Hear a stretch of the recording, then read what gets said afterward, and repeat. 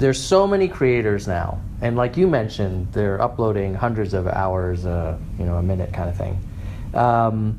How does one stand out? Like, as an example, if I wanted to do a bow tie video, there's probably like, I don't know, maybe hundreds, maybe more on YouTube. What sort of advice would you give a creator who's trying to think through his or her content strategy and how to maximize their chances of breaking through? Right. So I would go back to, how we think about, delivering the right videos to people is we tend to follow the audience. So we kind of put ourselves in the shoes of the viewers and think about, well, what would they want? And if there's already hundreds of bow tie videos, then does the audience want another bow tie video?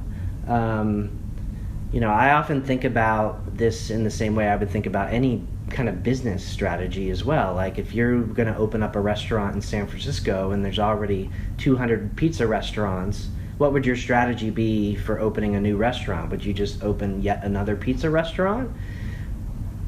If so, how would you be successful? Well, the way that you might be successful is by doing something different that isn't already being addressed by everyone else. So I would be thinking about, well, is there actually something around how to tie a bow tie that hasn't been covered? Because if there isn't, you're probably, why would the viewers want to watch your video versus another video? So if I were opening a restaurant in San Francisco, I might think about, well, maybe protein bowls. Maybe that's a new type of food that people might be interested in. I don't know. I'm personally interested in that, but maybe there's a more room in the market for something like that than yet another pizza restaurant. So, sometimes you want to be looking at the trends to kind of get a sense of what people like. Yeah. People love pizza. And there may be a new trend, but you also have to think about the competition and how much room there is, and how do you position yourself relative to all the other videos that are there.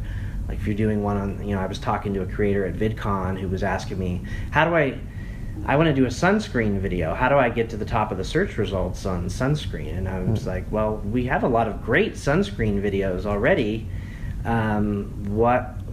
Why should your video be at the top of the search results? Is it going to be the best one? Is it going to be better than all these ones we already have? Or, maybe there's a different way you could look at this, like, maybe no one has done a video about sunscreens for various skin tones. Or, and I haven't researched sunscreens to know, like, what the best thing is for the audience, but I would really look to find an opportunity. The opportunities are going to be there where somebody hasn't already delivered what the audience wants. So if you want to grow, you want to be the best, maybe start with something a bit more specific that hasn't been covered, and then use that to then expand into broader areas and build your reputation around a broader topic. Cool. Speaking of documentation, I think your team worked on a Creator Academy video or lesson? Yeah. So we've been trying to improve our communication with creators because we realized that search and discovery is sometimes a bit of a mystery. And so we recently worked on some new training material about how search and discovery works.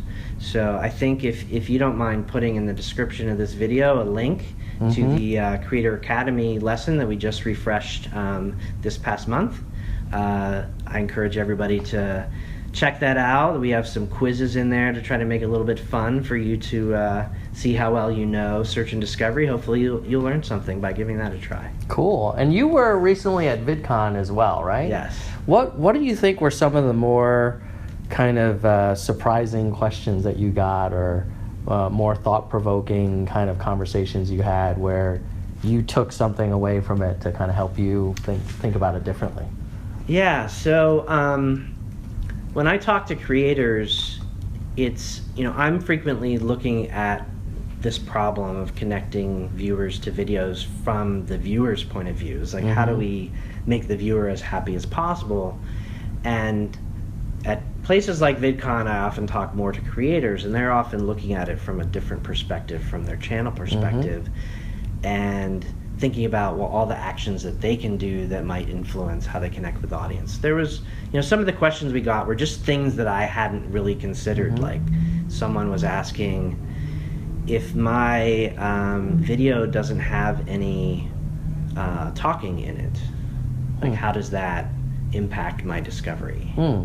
And so how does that impact his discovery? It's a good question. It's not something that I had really thought about before. Yeah. So a lot of times these questions highlight different things that creators are trying out with and that we haven't thought of.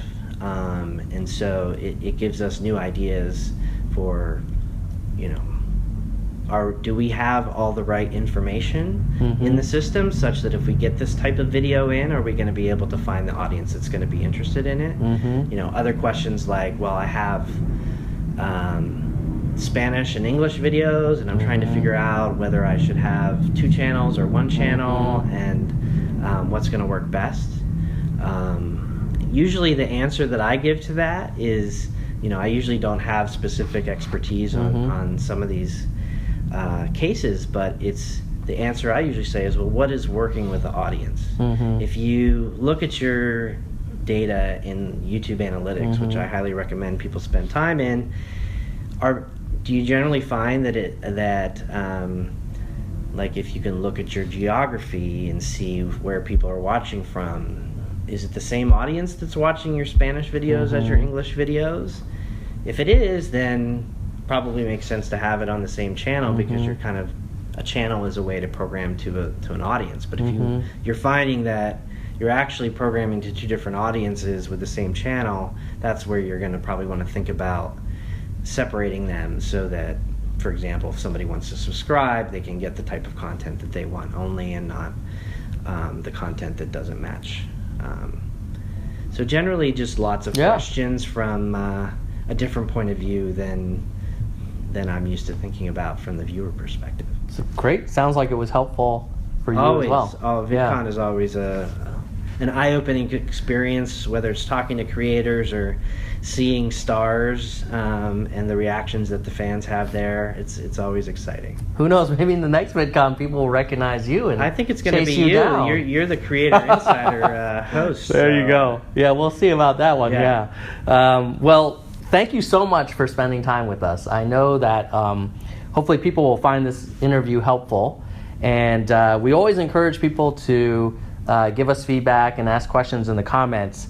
And so what we'll try to do, like we do with every video, is answer as many of them as we can.